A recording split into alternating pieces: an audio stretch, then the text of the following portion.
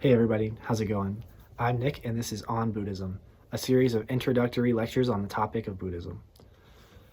I'm here again at the ancestral home, my mom's house, where spring is sprung and the birds are singing and the leaves are rustling. What better place to go over the first sermon of the Buddha? This sermon is often called the Deer Park Sermon. When we left the Buddha, he had reached enlightenment under the Bodhi tree, and he had contemplated the difficulty that it would take to put his experience into words to teach other people. But he realized that he has realized the end of spiritual suffering for himself, and now he has imperatives to spread that message and to help others find the cessation of suffering within themselves. So he travels to the city of Benares in India, and he goes to a park reserved for the royal deer. That's why it's called the Deer Park Sermon.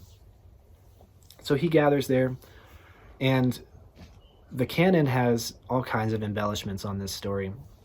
It's said that there's gods and animals in the thousands and 10,000s, and people in the 10,000s, all in attendance to hear this first sermon because it was the setting of the Dharma wheel in motion. Obviously, these are embellishments, but it does speak to the significance of what was about to be said, because in a lot of ways, his message became a response and an argument against Hinduism at the time. On a lot of points, Hinduism and Buddhism had some contention, and we'll talk about that a little bit later. So the two main points of the Deer Park Sermon were the Four Noble Truths and the Eightfold Path. These are the two central tenets of Buddhism that have survived the whole 2,500-year history.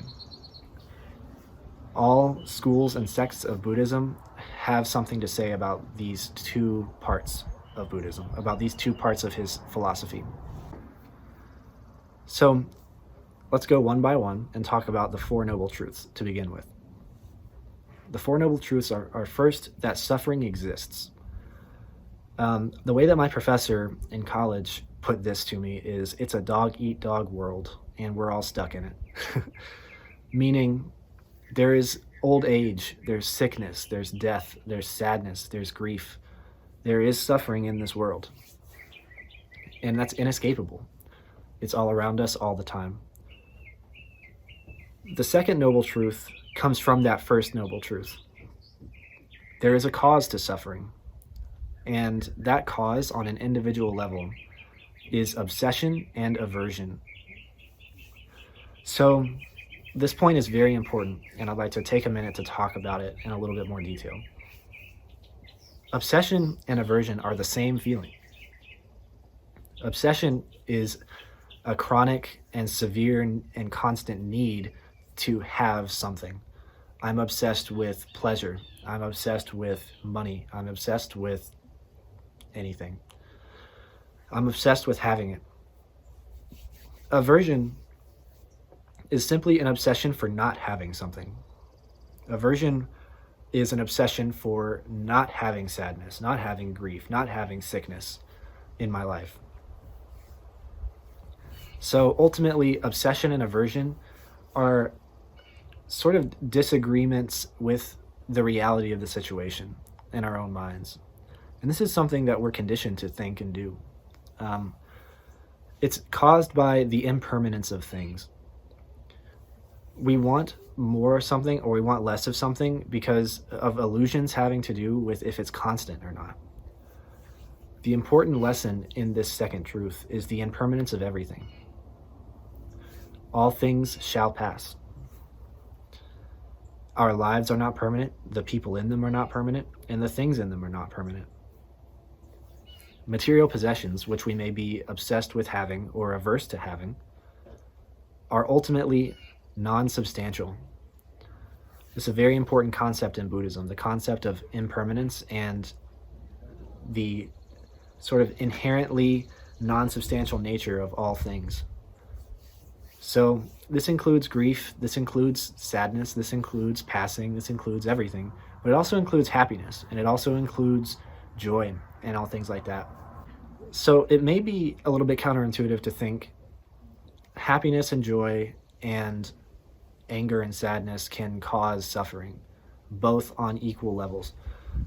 But it's actually true. Seeking too much happiness and being averse to all sadness, both of those things can cause suffering. And this is again the middle way. Obsession is one end of the extreme and aversion is the other. Complete obsession with happiness or complete aversion to sadness are both paths that will cause endless suffering. Endless suffering. If I were to seek out a life that had no illness in it, then I would be very unhappy. If I were to seek out a life where I never caught a cold, never caught the flu, never caught this or that, then I would be living a life of fear. And in a way, I am obsessed with the illness that I'm trying to avoid. I'm obsessed with not having it in my life, but ultimately it owns me in that case. This is a very important thing to think about during a pandemic. Do you want to live a life where you are completely and totally and unshakingly averse to all illness during this time? Illness is a part of life, and it's a tragic part of life, but it's a part of life. And it passes. All things are impermanent. One day this pandemic will lift. It will stop, and we will be able to leave our homes again and live normal lives again. One day things will be normal again. Unfortunately, many people will pass on, and many people will get sick, and many things will change. And there's no words to describe how tragic that is. But at the same time, in our own lives, while we are staying at home and thinking about this, we must remember that we can't be obsessed with the illness. We can't be obsessed with protecting ourselves from the illness to an extreme degree. There's a middle way, being cautious, being safe, being protective, but also not being averse and also not being terrified and stuff like that. So remember that all things are impermanent. And so that leads into the third noble truth. There is an end to suffering. Suffering is not a permanent and unending and persistent condition. There is an end to it. There is a cessation of suffering. That cessation of suffering is the fourth noble truth, the Eightfold Path. The Eightfold Path is sort of a psychological diagnosis of how to adjust your point of view and rewire your brain so that you can live a better life. A lot of psychologists today, and a lot of self-help books today, and a lot of spiritual books today actually call on Buddhist psychology without even really realizing it. The Eightfold Path starts with your beliefs about the world, about yourself, about people in it. And then it works its way up all the way to your occupation and your view of your place in the world. And at every step up to that point, it makes sure to mention that you can set this in order to have a better life. So the Eightfold Path builds on itself. It starts at the very most individual beliefs about yourself, and then it works its way up to how you perceive your place in the world. Okay, so it starts with right view. And then from right view comes right intention. And from right intention comes right speech. And from right speech comes right action. And from right action comes right livelihood. And from right livelihood comes right effort. And from right effort comes right concentration. And from right mindfulness, and from right concentration comes right mindfulness. And from right mindfulness comes right view. So the Eightfold Path is not a straight line. It's a circle. You can intervene at any point in this circle and improve something. So it's difficult to attack our beliefs head on about the world, about ourselves, about people in the world. So instead of doing that, what if we just focused on our intention? Some people intend malice, some people intend grief, some people intend sadness and fear. What if we intended happiness What if we intended equanimity, meaning the middle way? No aversion and no obsession, but life. If we can't do that, what if we intervened at our speech? What if we took a day and all we said were equanimous things, were positive and productive things? Now, right speech is important because not only is it what the world hears from you, but it's also what you hear from yourself. Self-talk is also speech. Right self-talk is also right speech. So be careful about what you put into your subconscious and how you speak to yourself as well as how you speak to others. Take a day, take a week, take a month, take as much time as you want to set aside and tell yourself, I'm going to only say positive things to myself or to others. And just marvel at the amazing things that happen whenever that happens, whenever you say only positive things to yourself and others. But also don't think that this is an easy task. This takes practice. This is a long time coming. It's something that I often struggle with, that people struggle with all the time. And part of this teaching, part of the reason why I'm doing this class is because it's actually not something that's one and done. You can't flip a switch and leave it on in the right speech position. This is something that you have to practice day in and day out. This is something that you get better at. Maybe you get great at it. Maybe you get amazing, but you also never get perfect at it. Because, like I said earlier, we live in a dog-eat-dog world, and we're stuck here. We can't end the things that cause suffering, but we can change our relationship with them by engaging on the middle path and by adjusting ourselves on the different spokes of the wheel of the Eightfold Path. Let's say that instead of looking at speech, we looked at action.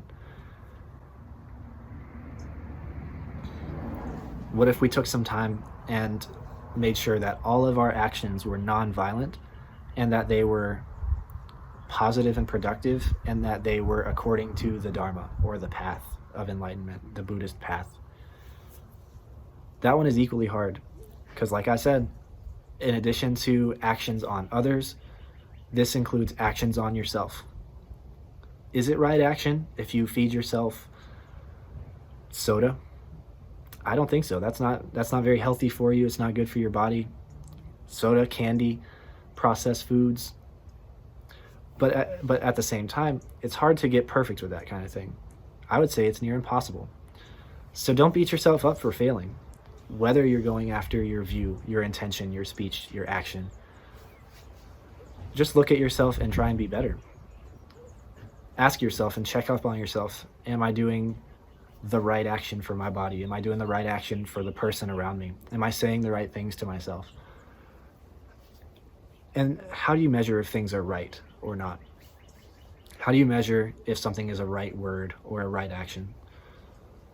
A right action comes from a place of loving kindness and compassion. This is something that the Dalai Lama is very emphatic about. A right action and a right speech is only from the purest level of loving kindness and compassion, and only serves to be productive and positive in someone's life. This is something that is very hard to do, but it takes a lot of practice. And engaging in the practice itself is good, is positive and productive. Engaging in the practice of walking the Eightfold Path in circles and circles and circles, getting better every time, that itself is a right action, a right livelihood, a right effort, a right concentration, a right mindfulness that yields right views and causes right intentions and results in right speech, which then leads further and further around in the circle. I hope that you've learned something today, and I hope that you've taken something from this that you can use in your own daily life. And I hope that this brings you some measure of comfort and peace in the coronavirus pandemic. In the next video, we'll go more in depth into the life of the Buddha and as his teachings evolved from that first sermon into his other sermons. I'm wishing you all the best health and happiness and joy as much as possible during this pandemic. Thank you so much.